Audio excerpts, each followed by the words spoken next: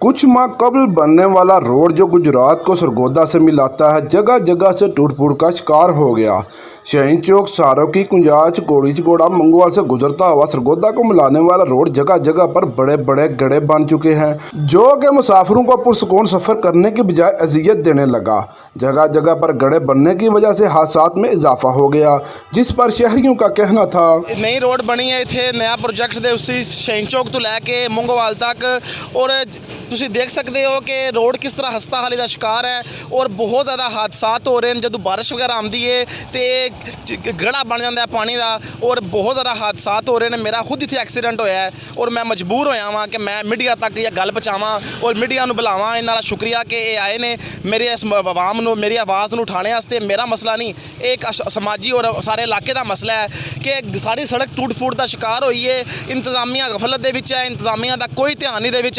और जिहड़ी रोड बनी है उत चकोड़ी बखू सारोकी कुंजा दे कोल जिहड़ी रोड बनी है वो इतना कि नाकस मटीरियल सी, पता नहीं किनू ठेका दिता है। और ये 2 महीने नहीं होए है तो जगह जगह ते खड्डे बने ने और बहुत ज़्यादा हस्ता हालीए हादसात का सबब बन गया है। असी आवाम बहुत परेशान हाँ। एक तो सड़क जी है ही खराब है मुंगवाल साइड ते, बाकी नाल दे इर्द गिर्द मेन सरगोदा रोड है। ये पाकिस्तान की मेन शाहराग दे विच रोड आती है और ये पूरा एक बुरे एक एरिया नूं डील करती है और हस्ता हाली का शिकार है। जो बारिशां आउंदियां ने पानी बहुत ज़्यादा इकट्ठा हो जाता है और बहुत ज़्यादा मसाइल बन रहे हैं। मैं मीडिया इस वास्ते इत्थे बुलाया है क्योंकि सर मैं बहुत ज़्यादा परेशान हाँ, मेरे समेत हर बंदा परेशान है और मीडिया का शुक्रिया कि इस आवाज़ नूं बुलंद कर लगे ने और हक सच का साथ दे लगे ने। सर मेरी तुहाडे अगे गुजारिश है, आला हकाम अगे गुजारिश है कि ना सिर्फ उन्होंने टेंडर के जिन्हें लिया सी जो ठेकेदार ने उन्होंने इंक्वायरी लाई जाए, उन्होंने पूछा जाए कि 2 महीने के आवाम का पैसा किस तरह ज़ाया किया गया। और 2 महीने के जी रोड है वो हस्ता खाली और टूट फूट का शिकार हो चुकी है। ना सिर्फ वो बल्कि यह तुम देख सकते हो कि सूरत हाल है, किस तरह रोडां खराब ने, आवाम बहुत ज़्यादा परेशान ने। मैं आला हकाम अगे गुजारिश कराँगा कि आवाम का पैसा, आवाम का टैक्स सही जगह पर और अच्छे टेंडरां अच्छे ठेकेदारां नूं दिता जाए, ना कि बेड़ा गर्क किया जाए अपने मनपसंद ठेकेदारां नूं दे के नाकस मटीरियल ला के।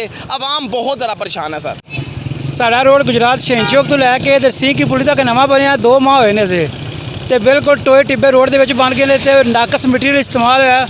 गुजरात DCO साहब तुसीं एक करके विजिट करो तो इत्थे बहुत ज़्यादा एक्सीडेंट होंदे ने ते मेहरबानी करके विजिट करो तो रोड नूं दोबारा तमीर किया जाए।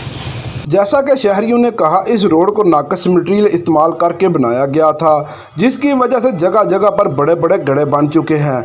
ये गुजरात की इंतजामिया की नाकस कारकर्दगी का मुंह बोलता सबूत है। शहरियों ने डिप्टी कमिश्नर गुजरात से नोटिस लेने का मुतालबा कर दिया।